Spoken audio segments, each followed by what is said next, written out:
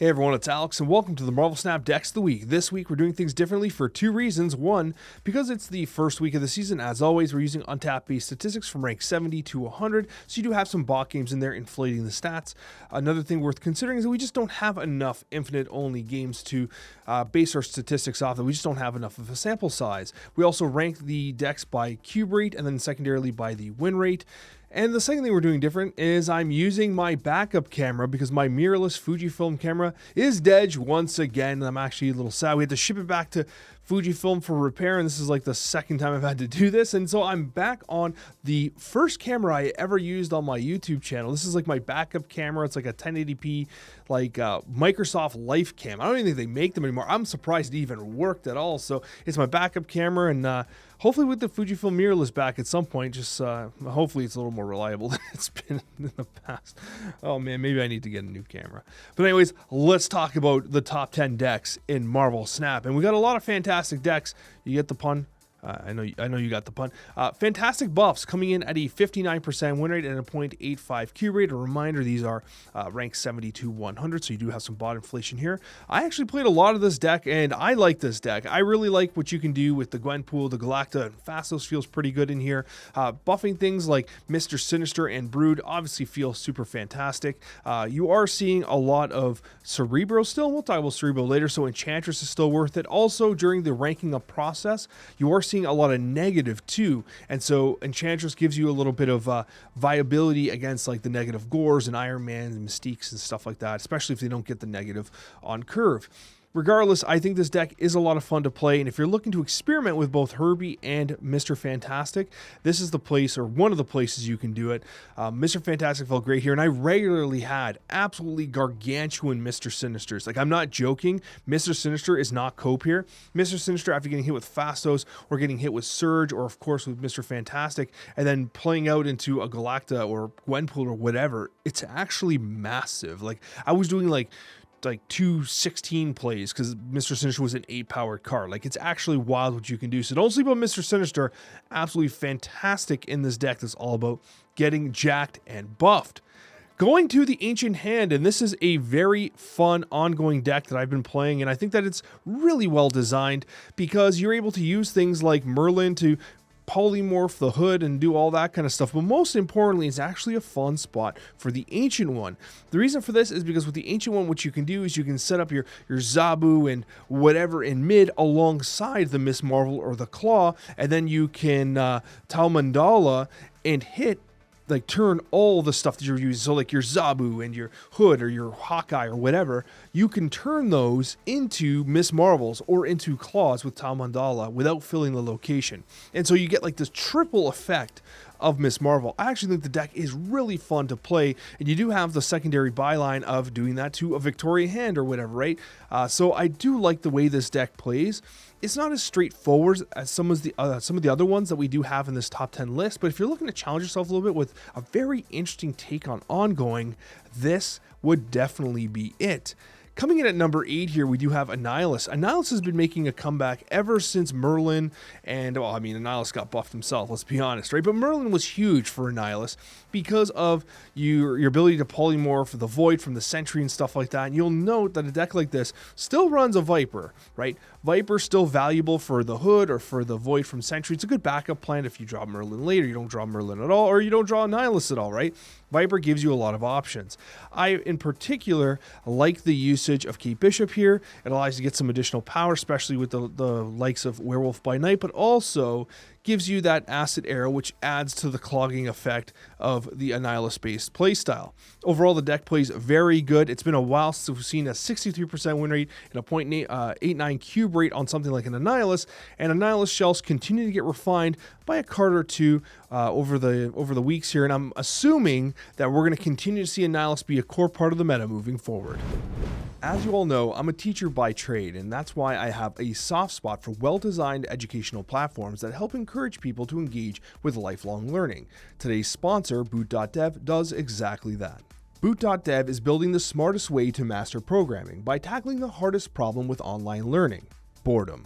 They use tactics learned from modern game design to help push students towards their goal: a career in back-end development. Now here's an example of one of the lessons where we're learning about basic variable types in Python. What I like about the design of these lessons from an educational standpoint is that they're scaffolded in a way that allows the students to gradually build on what they've learned prior to progress their knowledge. And here is Boot.dev's course catalog, which honestly is extensive and has pretty much everything you need to progress your career in programming or start a career in back-end development. And what I really like about it as well is that all of Boot.dev's content is free to view and watch as a guest. If you're interested in a paid subscription, you get some interactive features like obviously the gamification of things, hands-on programming, the AI assistant.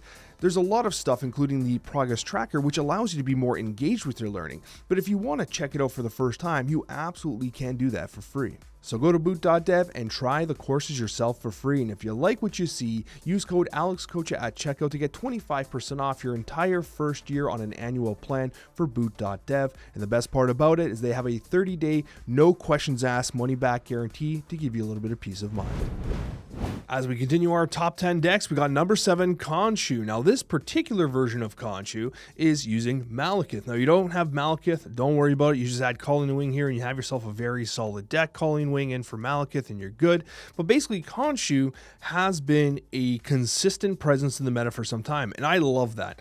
I think the discard is one of my favorite archetypes to play, even though I haven't played it as often as I traditionally have, right? Like it used to be, like I used to play Surfer, and then when I got bored of Surfer, which was almost never, I would play, discard, traditional discard, especially with the old Chavez. Oh, the OGs that remember the old Chavez discard, what a great memory that was. But Coccia has definitely brought discard back. And even though like the Black Knight versions of discard aren't really doing anything right now, we have Coccia. And Coccia has been a pretty good infusion into the reliable discard archetype. And so therefore, if you're looking to play something reliable, something that seems like almost meta agnostic, like I don't think discard really cares too much about what other people are playing. Like it just does its thing, and it does it pretty effectively. It'll beat bots, of course, and you do have the swing potential of something like a Gambit. So if you want to play something fun, you do have Coccia at number 7. At number 6, it's Cerebro 2 at a 58% win rate in a full 1.02 cube rate. Cerebro 2 continues to be a very strong deck and almost a pure numbers deck, honestly. Yes, you get screwed by locations near nonstop, but one of the silent winners of this deck, honestly, is it's Storm into something like a Lasher. Lasher might be one of my favorite cards in this shell just because the amount of like negative power it outputs, and obviously that delta is huge for it. I just absolutely love Lasher. And it's funny because like you don't play Lasher outside of anything else, despite of all the buffing type decks we have. We just finished talking about buff style decks with Galacta and Gwenpool and Mr. Fantastic and everything, and Lasher doesn't make those. But when it comes to Cerebro, it's a core component here, and I think that's pretty damn awesome. With that being said, I wouldn't mind maybe trying Lasher in some of those fantastic decks and see where it takes us. Obviously, C2 is the preferred way to play Cerebro right now because Luke Cage is a 2-powered card, and as a result, well, and wherever Luke Cage is, that's where Cerebro wants to be, because at least it negates all those locations, right? So anyway, Cerebro 2 at number 6, doing well, massive points deck. And then we have a very interesting take on the Red Wing archetype. And Red Wing has been pretty good over the last couple of weeks, and we've brought him up a couple times. This is the Zorn Madam Web, but it has the infusion of Mr. Fantastic First Steps. It's running things like the Emperor Hulkling, Giganto, and the Infinite. You do got a lot of blink targets, and I do like the Luna Snow here to ramp out into some of these larger cards. And I've always liked Luna Snow. As a 3/6, it's immensely powerful, and when you have things like Emperor Hulkling and Giganto, there's things you want to do with it, right? Zorn works really well in this particular shell as well, because you do have obviously Red Wing, you have Vulture, and of course you have Madam Web to do some additional shenanigans. So really fun deck, and I do like how the power is protected via the Cosmo, which will make sure that your chunks don't get punched out by any Shang-Chis that might be present in the meta. Coming in at a 58% win rate, this deck is pretty solid, especially on the cube rate side. Well, keep in mind, there are some bot inflation things happening right now. And number 4, it's, believe it or not, it's Tribunal. Now, I want to find a couple decks that like don't really rely on a lot of the new cards. Like, what's a nice traditional deck that's doing well? And honestly, 59% win rate point, or a 1.02 cube rate, Tribunal's actually doing really solid right now. And guess what? You get to play Howard the Duck into Iron Lad, and it does not require any of the new fancy pants cards. This is a very free-to-play, budget-friendly version of a deck that you can take to Infinite and be relatively competitive with. It puts up some pretty decent stats as well. And you do have the counterplay of Super Scroll, who is really good right now because you are very likely to go against Negative Gore, who we'll talk about soon. Negative Gore comes down and like your Super Scroll just feasts, and Super Scroll doesn't make those decks, but it'll make this one. And so I do really like Tribunal in the current meta, and if you're looking for a budget-friendly pick to get you to Infinite, this honestly just might be it. Well, I just brought it up. I was just talking about Negative Gore, and here it is, Negative Gore, running a 59% win rate and a 1.05 cube rate. It remains one of the top choices early on in seasons to get to Infinite. Bots don't know what to do. Bots snap into turn 5 all the time on this deck because you're basically by default losing one of the lanes with Mr. Negative, and then you're able to like manipulate the bot play, take him for 8 cubes every single time. If you're like speed running to Infinite, like this is one of the decks you would do it with. And honestly, Esme has not really found a place outside of Negative, but it's solid here, right? And Esme Kaku doing a good job of rounding out this archetype. And it's funny because at first it's like, will she stay like in this archetype? Will she stand the test of time? And thus far, she has. Gore has been phenomenal since its release, and obviously Surge benefits this archetype greatly. Ironically, it's Cassandra Nova that sometimes doesn't feel great because you are seeing much less Thanos and Erisham right now. It's just not top of mind, not meta, despite the fact I think those decks are honestly still pretty good. And I mean, yeah, I'm kind of surprised we're not seeing any Erisham out here. But long story short, I do think this deck is a solid choice if you're looking to rank up. Number 3, Negative Gore. That's going to take us into the top 2. I barely want to click. I don't know if I want to click this one, guys. Like do not shoot the messenger here. It's Clown Car. And you know what? I gotta be honest with you. It's actually the number 1 deck. I just didn't want to put it number 1 because I just didn't want to do it. Like I didn't want to tilt everyone out by putting it number 1. But statistically, this deck has a 72% win rate right now and a 1.23 cube rate. If you don't believe me, here's the stats right over my face. It's crazy. Obviously, it's not a massive sample size or anything like that, but this deck is absolutely crushing. And we wondered whether or not Fantasticar would be good without the other First Steps card. Like we were looking at, like, you know, for instance, the Invisible Woman First Steps. We're like, man, like she's good. Is Fantasticar going to be like round out that archetype when Invisible Woman comes and rounds out that archetype? Well, apparently we didn't need that. And in Clown Car, you're able to do wonders with the High Evo, which is exactly where I expected. I was actually playing a version with Thaddeus, Thunderbolt Ross. I just want to play some Thaddeus, man, and Adam Warlock is simply better. But yeah, like this deck honestly does phenomenal things with Fantasticar. Imagine Fantasticar just being Silver Surfer. It's really just Silver Surfer for this archetype. Now, I definitely prefer magic-based variations of these types of decks. And also, there was a bug where She-Hulk was getting buffed by the Fantasticar, despite the fact that she's not an end-of-turn trigger. Well, it actually does work end-of-turn, but the card's text does not say end-of-turn. It's some semantics there. They might fix it by the time this video comes out. I don't even know.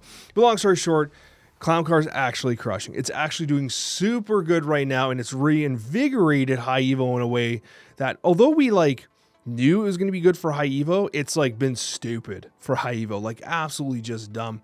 So anyways, yeah, Fantasticar is good, unfortunately, for those that might be a little frustrated with that.